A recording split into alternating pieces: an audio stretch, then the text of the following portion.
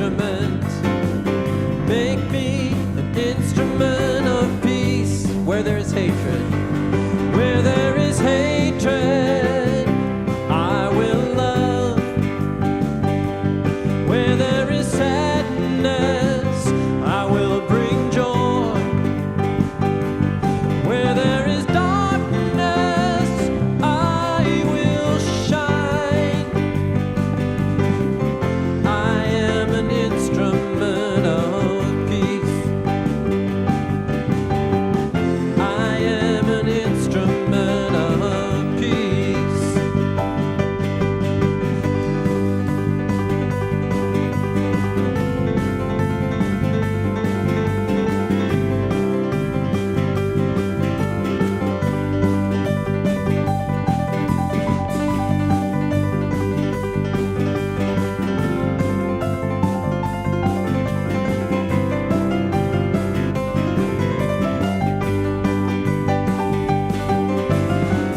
Make me an instrument. Make me an instrument. Make me an instrument of peace. Make me an instrument. Make me an instrument. Make me an instrument of peace. Where there is hatred, I will love. Where there is sadness, I will bring joy. Let's hear it, here we go. Where there is darkness, I will shine. Make me an instrument of peace. Make me an instrument of peace. Make me an instrument of peace.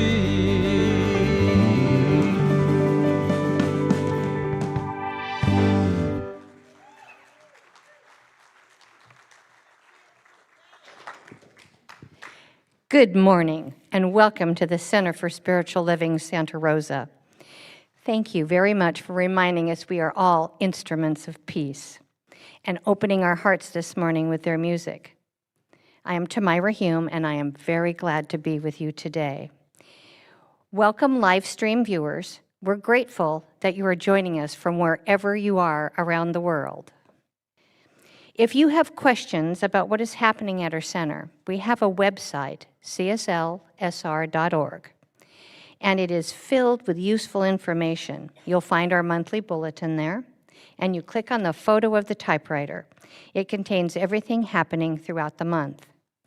We have a youth and family program for newborns and toddlers, elementary or middle schoolers, and teenagers. This program helps your children and grandchildren experience spiritual community, and they can grow on their very own journey. So if you'd like to volunteer or find out more about it, send Jennifer Caldwell an email at youth@cslsr.org. We strongly believe in spiritual education. It's one of the pillars at our center. We have over 20 classes, workshops, and book studies planned beginning in July. So I know there's something for each of you to help you on your own educational journey. So please pick up the educational catalog that's at the information table out front. We offer scholarships for many of our classes. Talk to Reverend Russ should you wish to know more. Please join me now in reading aloud our vision and mission. The Center for Spiritual Living is a spiritual community that promises global transformation through personal transformation.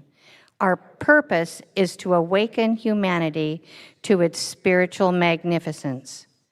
We are motivated by a compelling global vision that inspires us to bring the gifts of compassion, integrity, and loving kindness to the world through our programs and teaching.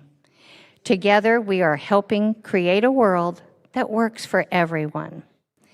Another part of our global vision, it states that we envision a worldwide culture in which forgiveness, whether it's for errors, injustices, or debts, that is the norm. And we follow this vision through the 5 core spiritual practices of our teaching. I invite you to read those with me if you would. Spiritual study, affirmative prayer, meditation, selfless service, and spiritual circulation. We would now like to extend a warm welcome to anyone that is a first-time visitor. Please stand as you can or raise your hand, and we will bring you a flower and a welcome packet as a token of our welcome to you.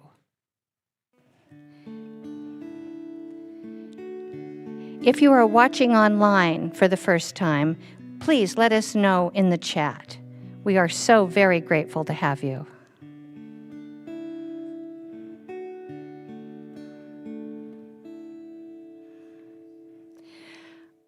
I know that somewhere between the music, the meditation, prayer, practices, and Reverend Russ's message today is exactly what you need to experience the next step of your spiritual unfoldment.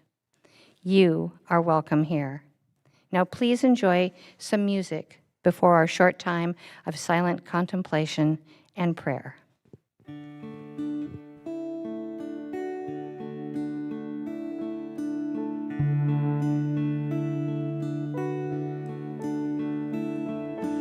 I will make a quiet place within my heart, and I will wait upon the Lord, wait upon the Lord. I will make a quiet place within my mind, and I will wait upon the Lord, wait upon the Lord. Be still, my soul, be still. Be still, my soul, be still. Be still and know. I will make a quiet place within my life, and I will wait upon the Lord, wait upon the Lord. I will make a quiet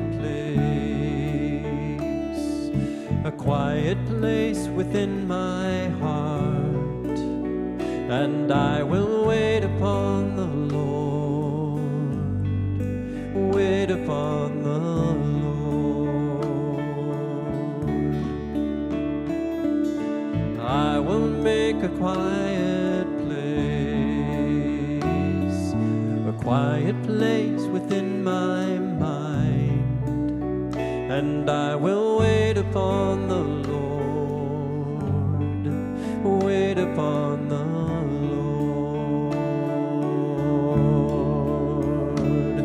Be still, my soul, be still. Be still, my soul, be still. Be still and know. I will make a quiet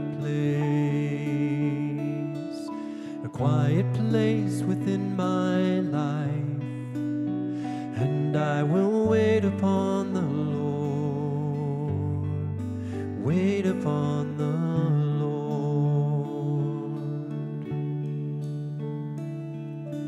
I will make a quiet place.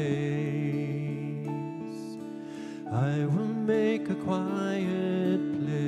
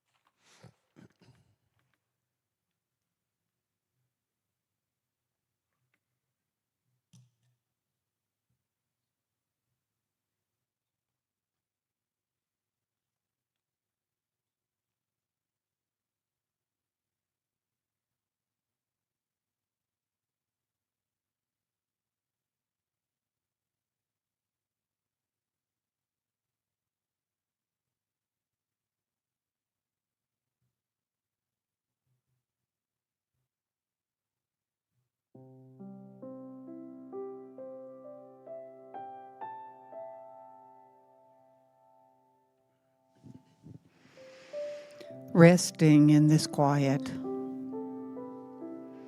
I recognize that one presence of life itself, God, Spirit, the divine. It is the Lord of life. It is the one source animating all. It is that is here, fully present in its wholeness, in its perfection. Nothing missing, nothing lacking, no one left out. This one presence, all-encompassing, is the very life that I am in and through and as and around all that I am. No separation. And so I simply know this truth for and about each one here, those expressing, creating, giving forth this morning, and those receiving. It is one life, one divine breath. And so I know that we are held this morning in this service. It is that speaks and sings through us. It is that listens through us, hugs through us, loves through us. It is that is in every thought, every feeling. And so I truly know that perfection beyond all human ideas of this and that. It simply is holding, abiding, supporting, sustaining all that we are. And so I rest in this awareness. Oh, so grateful for this call home. And I simply let go. I let this be. And so it is. Amen.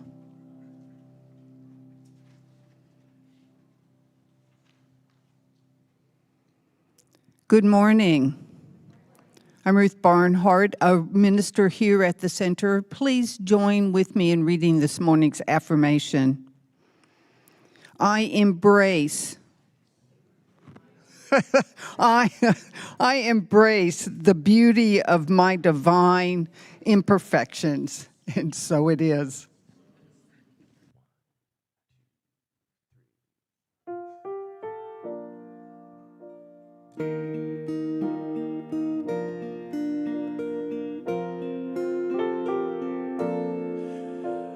What do I do if I'm not chasing anything?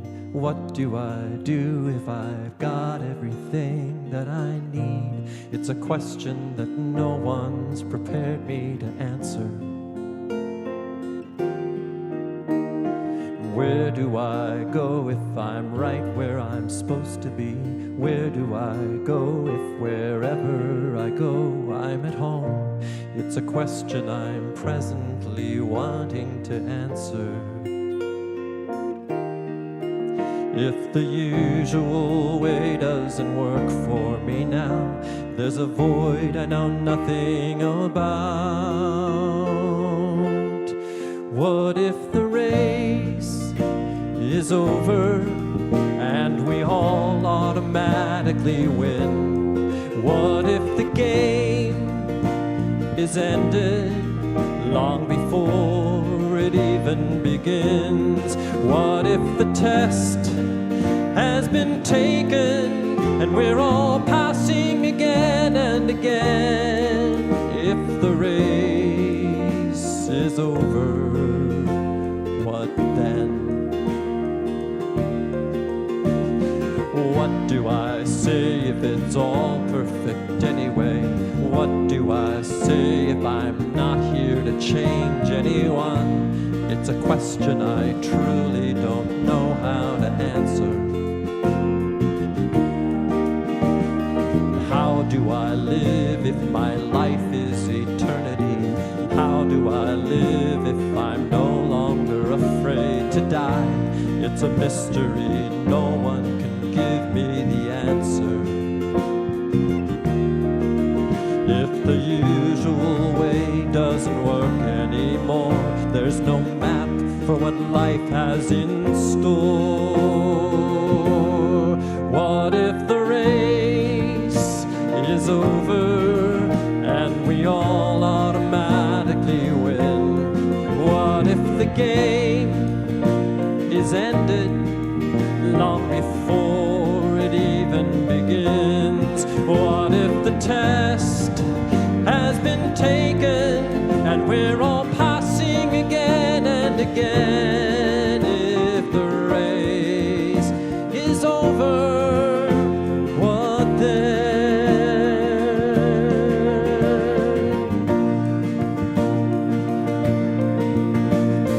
What is the purpose of time here on earth? And how do I now define my death and birth? For that matter, what is my life really worth in the end? What's mine to give and what's mine to receive? Whom do I worship? What do I believe? Seems every answer comes right back to me in the end.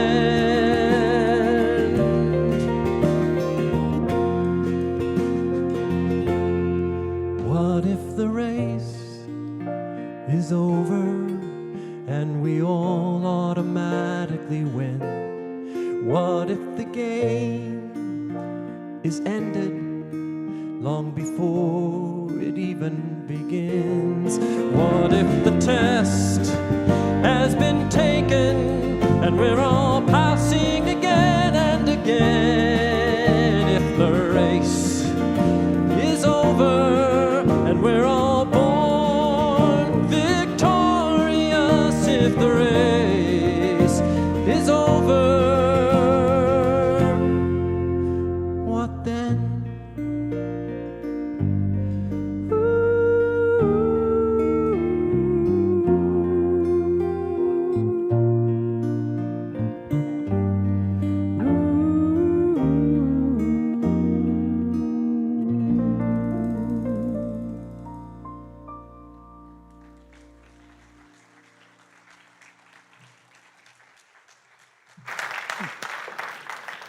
Good morning, everyone. Can we share some more love with Chris and Fran and Brett and Nick? And I just got to say, too, I have so much gratitude for all of the hard work that Chris and his group put together for that incredible experience that we had last Sunday. Wasn't that something?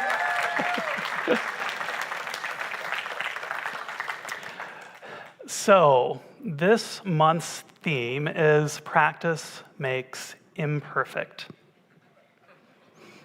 I hear you chuckling out there. And that makes me believe that maybe we have some challenges with this idea of perfection and maybe that slightly dirty word perfectionism. So this is the month for you, if that's something that maybe you've struggled with in your life. I know I have. And today our talk title is, What If Perfection Isn't the Goal?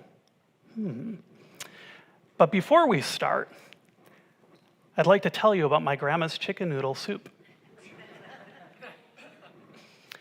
You see, grandma's chicken noodle soup, it was far from perfect. My grandma was not a gourmet chef. Her soup was not going to win a Michelin star. She would make it from a box of Mrs. Grass's soup mix, and she would add in her own noodles and some potatoes and carrots that she grew in her garden, and I'm not sure that there was actually chicken in it, because chicken might have been a little bit too much for my grandparents to afford. And it was always a little bit too hot whenever she would serve it, so I would have to put ice cubes in it so that it didn't burn my mouth.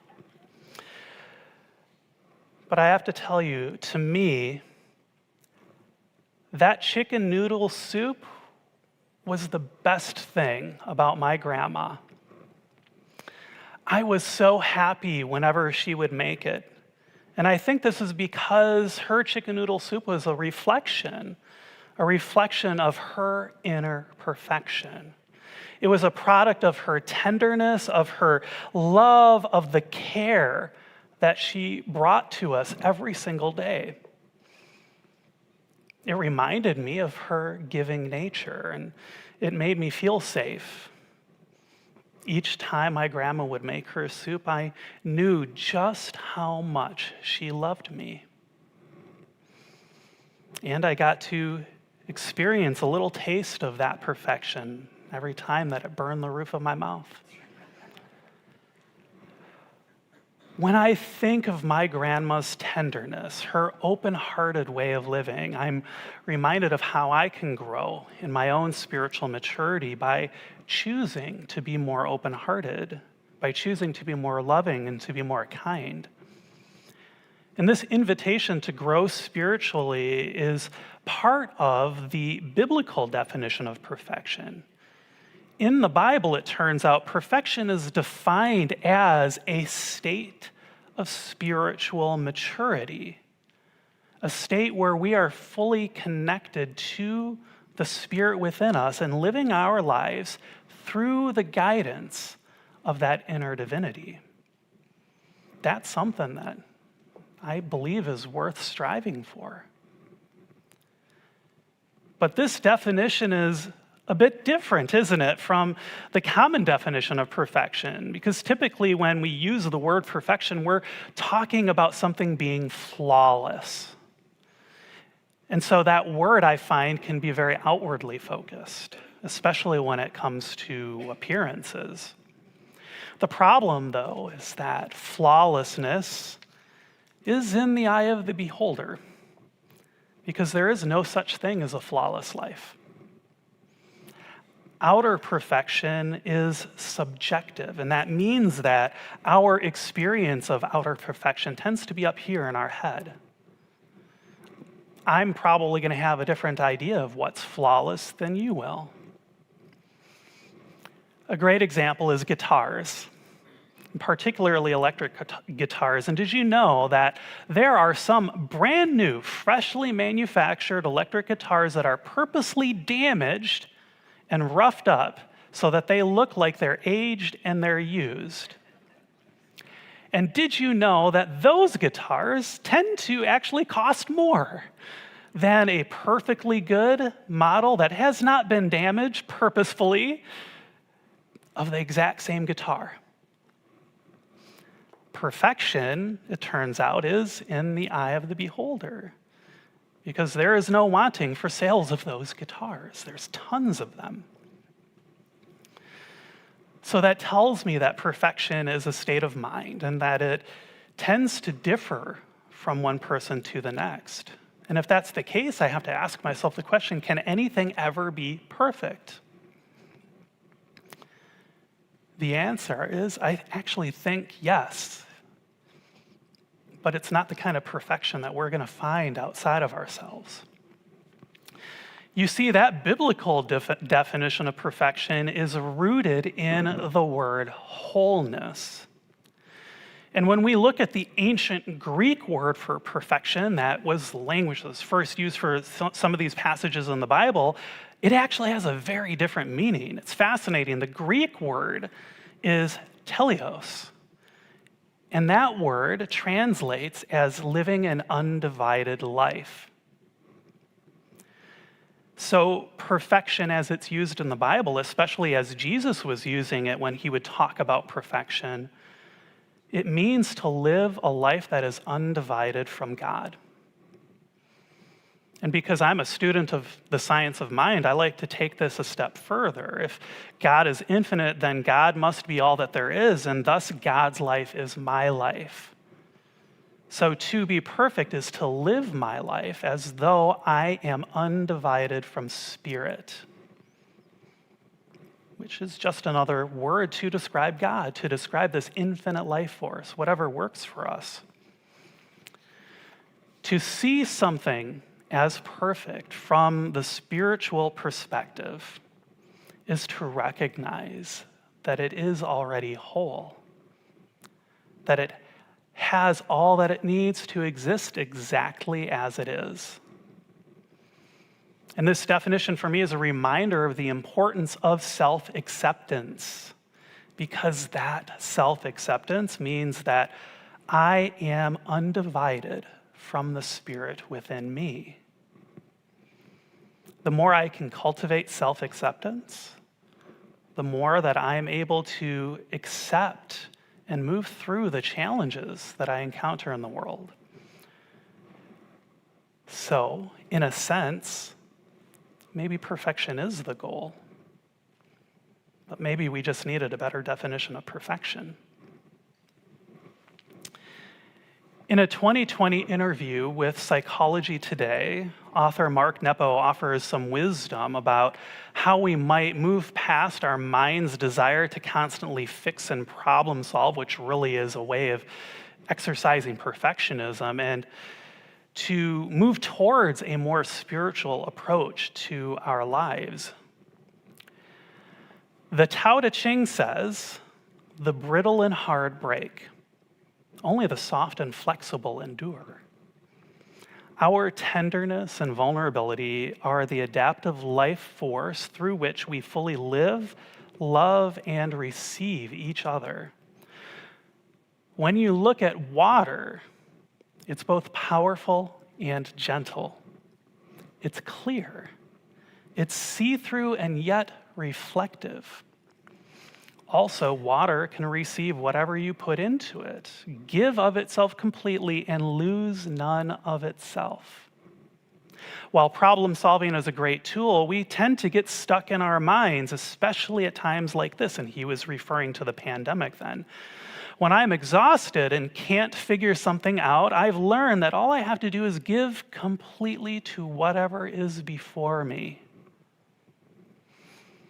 It changes so much, and I often find that what I thought was a problem is no longer an issue. And that gets me thinking that tenderness that Mark Nepo talks about is what I find when I seek out my own inner perfection, especially when the imperfections or my perceived imperfections of the world start to barge into my life. When I think about this tenderness, this open-hearted way of living, I'm reminded of the importance of growing in spiritual maturity by choosing to be more open-hearted, just like my grandma was. When I remember my grandma and her chicken noodle soup, I remember this amazing little woman who was quietly yet fiercely always accepting of who she was. There is no question in my mind that my grandma lived an undivided life. I'm not sure if her self-acceptance led her to be more open-hearted or if it was her open-heartedness that allowed her to accept herself. But maybe it was a bit of both. I've found that there really isn't a perfect way to be open-hearted, to accept oneself. It's often a messy affair. This practice asks me to be vulnerable, and sometimes that vulnerability can be scary. When I look at my perceived flaws, when I seek them out so that I might love them and accept them, that can be really hard. And there are parts of me that, well, they want to wall off those flaws. They want to make them go away. They want to destroy them. They don't want them to be seen. But I find that when I'm able to bring love to my flaws, when I care for them, as a distinct and valued part of who I am, when I take the time to find out what they might want from me, that helps me to be more open-hearted. That helps me to accept myself just a little bit more, just as I am. And it helps me to work to change myself in ways that allow my inner perfection to do more good work in the world. I recently came upon a story about a woman named Beverly who was born with a port wine mark on her face. And as a child, Beverly didn't find anything wrong with her appearance. The mark was simply part of who she was. But as she encountered other children who bullied her about her appearance, she started to try and make it go away. She tried laser surgery and that didn't remove it. And she tried makeup. And eventually she became good enough with her makeup to be able to pass without the mark in her job. And she says that she did this because she didn't want to make anybody feel uncomfortable. Later in her life, though, she began hearing about this natural look trend. And so she threw out all of her makeup. And it turns out she hasn't used any in 17 years since.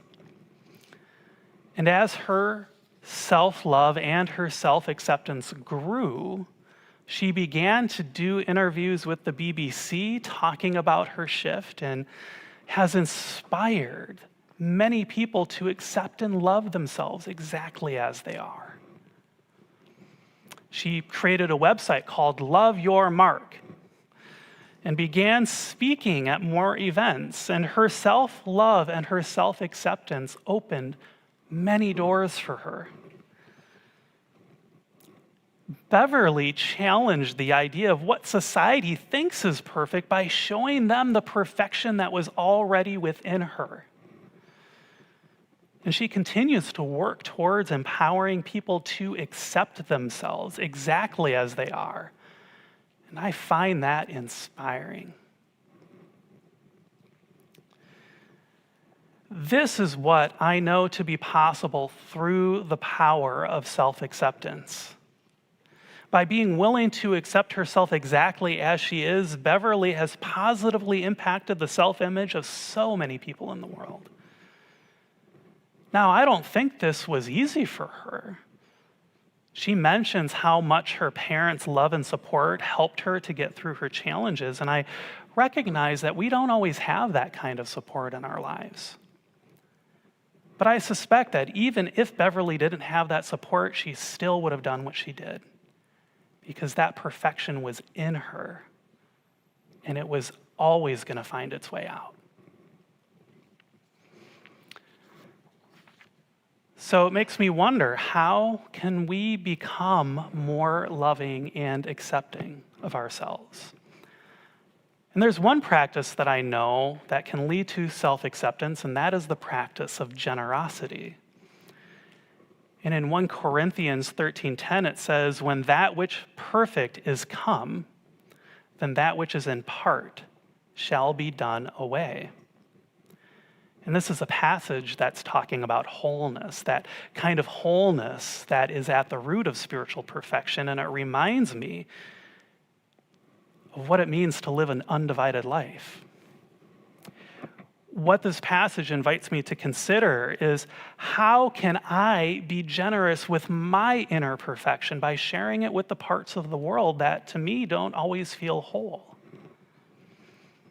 It's the perfection that I know is loving and tender and kind. And when I can be generous with these things, what I find is that I'm also better able to accept myself. I believe that this is because I have to accept that love, that kindness and tenderness already exist within me if I'm going to be able to share them with the world. And so this generosity lets me directly experience my own inner perfection, yet at the same time, it helps me to make the world around me feel more perfect. Sounds like a win-win situation to me. Now, this may seem a little counterintuitive, but this is a practice that more and more I'm finding helps me to accept myself, including all of my flaws. And speaking of those flaws, that's another practice that we can employ to accept ourselves, and that's taking an honest look at all of those parts of us that feel like they're a flaw. Now, when I do this, I don't look at my flaws with a desire to make them go away, which isn't really possible, but rather with the same generosity of spirit that lets me to share love and kindness and tenderness. For example, for much of my life, I dealt with unresolved anger that was a result of me being bullied as a child. And my anger would often come out in this explosive way, And at the end of whatever the explosion was, I found that I didn't recognize myself. And this was a part of me that very much felt like it was a flaw, because it was having a negative impact on my life. It was negatively impacting my relationships. It was a big source of shame for me. And as much as I would trying to make that anger go away, well, it didn't really work. It just ended up becoming more buried within my mind, and it would come out even more explosively, almost like it's under pressure. But when I discovered the science of mind, which is our teaching here at the center, through self-reflection, I was invited to shift my self-talk, the words that I was saying to myself. Rather than yelling at myself for having that anger, trying to badger it away, trying to shame it, instead I got curious about what my anger was trying to tell me. That's when I found out that, well, this anger and resentment that was hanging around, it was only hanging around because it never received the love and the support that it so desperately needed when I was a child and I was being bullied. So when I learned that, my heart opened. And I had this opportunity to share my love and compassion with myself through positive self-talk. And you know what happened when I did that? The anger softened. It relaxed. And I was able to grow up then, just a little bit. Not in a way where I moved beyond my childhood anger as though it's something to be ignored, but in a way where I was able to learn from it, where I was able to integrate its healed form into me. And when I did that, well, that made it so much easier to be kind. So much easier to treat myself and to treat the world with kindness. And that, I think, was a lot easier because I also felt more safe in who I was.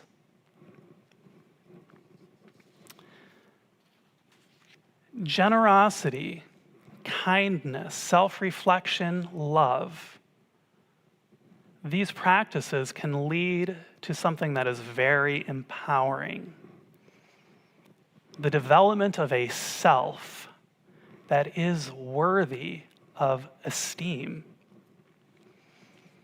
I've found that self-acceptance becomes easier, even natural, when we are able to live a life that we can be proud of.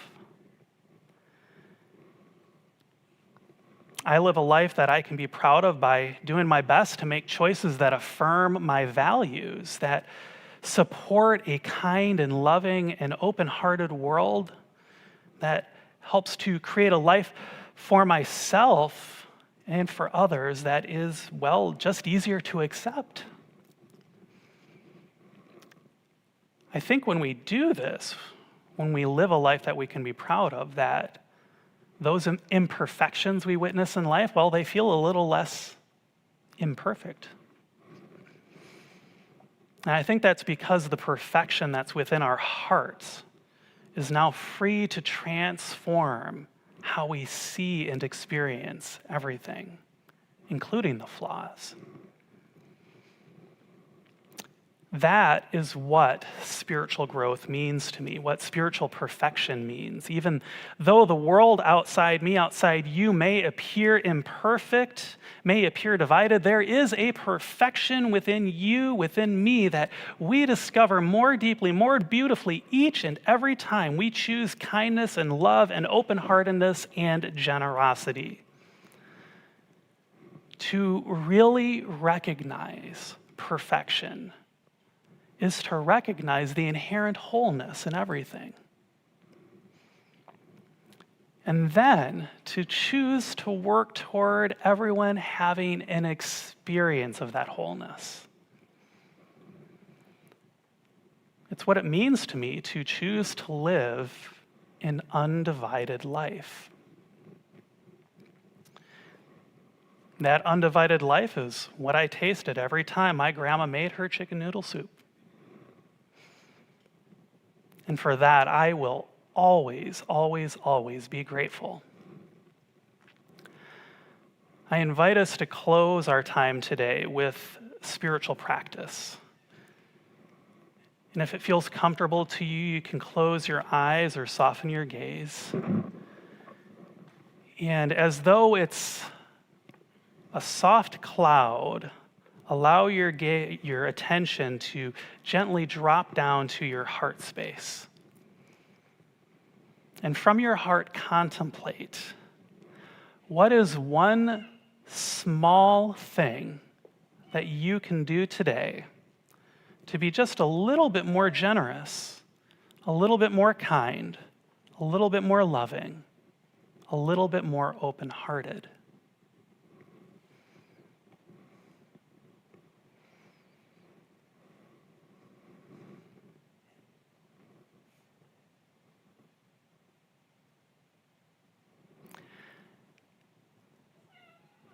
And then contemplate, what is one tiny thing that you can do today to bring in just a little bit more self-acceptance into your life?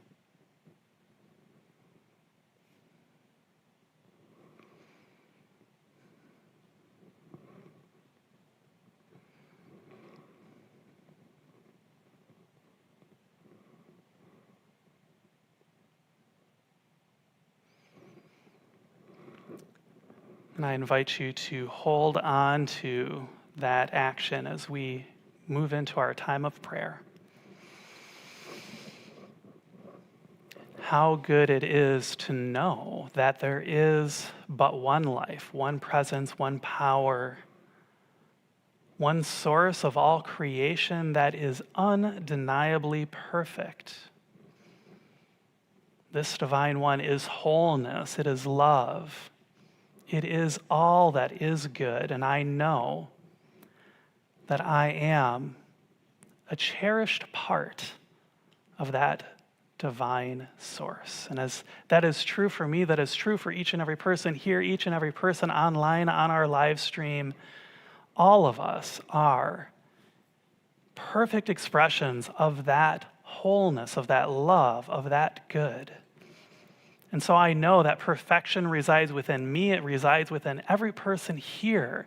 And because that is the truth, I know that as we open ourselves up,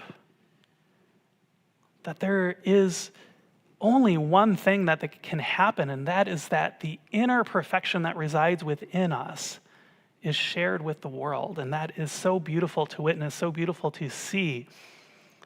This world becoming more perfect simply because we open ourselves to share our perfection with one another. And so I invite forth generosity, I invite forth compassion, I invite forth love and peace, knowing that these qualities, these divine qualities, they too live within us and they are infinite. There is no way to exhaust the compassion and the love and the peace and the goodness within the heart of each and every person. And so I am grateful to witness that perfection growing. I'm so grateful to know that here and now and always we live an undivided life. And so with my gratitude, I release this word into that divine law of mind that always says, yes, my beloveds, yes. And I invite us all to seal this word together by saying, and so it is. And so I invite you to take another deep breath, breathing in, and let out a sigh. And we use our breath to help us to transition to the time of our service where we practice that spiritual practice of spiritual circulation. And before we enter into our offering ritual today, First, I wanted to say a heartfelt thank you to everyone who purchased raffle tickets for our raffle, and also everyone who donated the prizes for our raffle. You'll hear a little bit more about that from Tamira in her announcements in just a little bit. But that was a major undertaking. I especially want to say a thank you to Chandra Farnsworth, who helped to organize all of those prizes, which was a big deal. It was a big deal because we actually were donated more stuff than we could give away in the raffle. So there's so much generosity that we got to witness with that. It was wonderful to see. So thank you to everybody who donated. Thank you everyone who purchased a raffle ticket. I also wanted to say thank you to all of our volunteers who helped out last week too. You still see that sign up on the entrance when you come in of all of the volunteers who were here to help make that happen. It is really remarkable to see that. So thank you, thank you, thank you. Now, if you choose to give financially, we have a number of ways that you can contribute. You can contribute online on our website, cslsr.org/donate. You can text to give by sending a text message to that phone number. We'll leave that up for you. I use that myself. It's fast and easy and fun. Some people like to send us checks. You can get our address at the info desk and on our website. We have this thing called the Oliver's Community Card. Who here has an Oliver's Community Card? Oh, wow, almost all of you. This is great. If you don't, but you shop at Oliver's, you can go to their customer service desk and get a community card. And then every time that you check out, when you scan your community card, they will donate a portion of your sale to our center. And it turns out that our center is actually one of their #1 recipients of gifts, which is awesome. So if you're not doing that, I invite you to do that. We actually have those forms over at the info desk. We've pre-filled them out for you. And we will pass the baskets today. And I invite our ushers to stand as we enter into our offering ritual. So place your hands on your heart if that feels comfortable and repeat after me. I bless my gift. I send it forth to heal and prosper. It does wonderful work in the world. And so it is. Ushers, please receive the gift. This is a song called I'm Not Lost by Janice Stanfield, which I've done before, and I'd love to teach you the chorus so you can sing along. You've probably heard it before. So I'll sing a line, you sing back. Ready? I'm not lost, I am exploring. You sound good. Life is an adventure worth enjoying. Though I may not know where I'm going, I am not lost, I am exploring. Great. If I could look down on this path I walk from somewhere up on high, I could see the crooked road that I have come. I walked a mile in sorrow, I walked a mile in joy, and now I'm less afraid of either one. For every tear I've cried, there's a smile I have earned. For every mile I walk, there's a lesson I learn. Here we go. I'm not lost, I am exploring. Life is an adventure worth enjoying. Though I may not know where I'm going, I am not lost, I am exploring. I am not lost, I am exploring. Some people choose to live their lives on quiet avenues, while others find a place in the parade. Some like me are seekers, we take less traveled roads, believing we can find a better way. get discouraged, I won't be turning back. I have joy as my compass and faith as my map. And I'm not lost, I am exploring. Life is an adventure worth enjoying, though I may not know where I'm going. I am not lost, I am exploring. I am not lost, I am exploring. Now all of us are headed for the same destination, so why not blaze a trail that's got imagination? 'Cause I'm not lost, I am exploring, and life is an adventure worth enjoying, though I may not know where I'm going. I am not lost, I am exploring. I am not lost, I am exploring. I am not lost, I am exploring.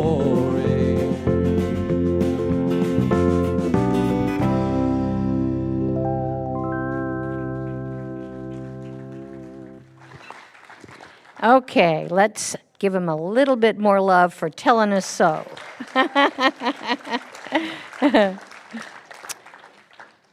Thank you to everyone who bought tickets for the 70th anniversary raffle.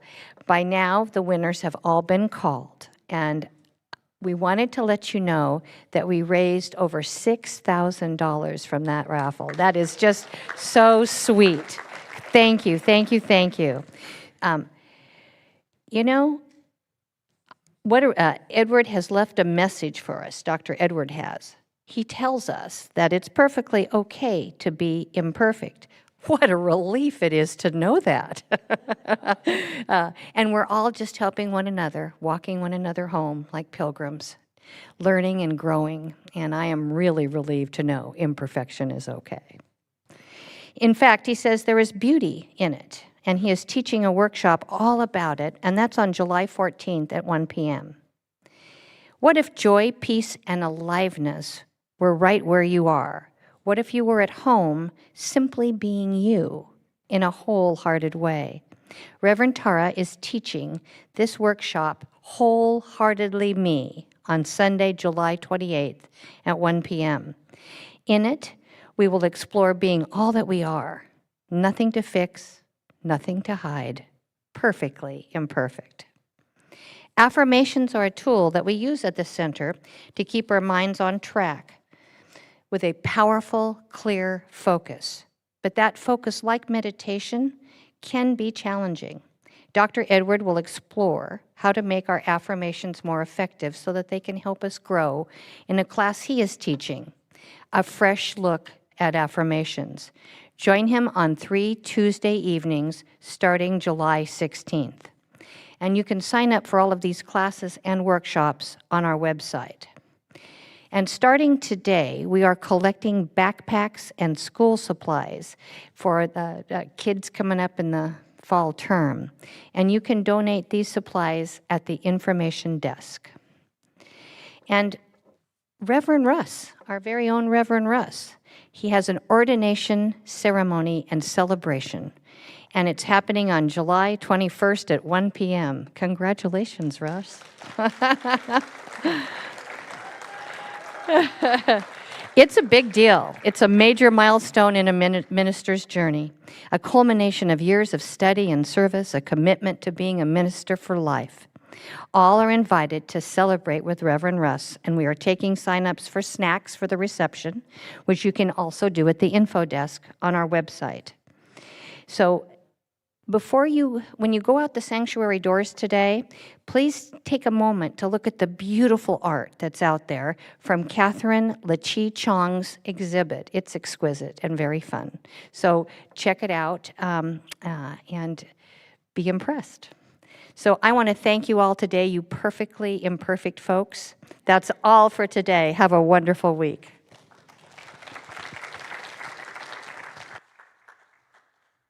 Thank you for telling us what's going on here at our center, Tamira.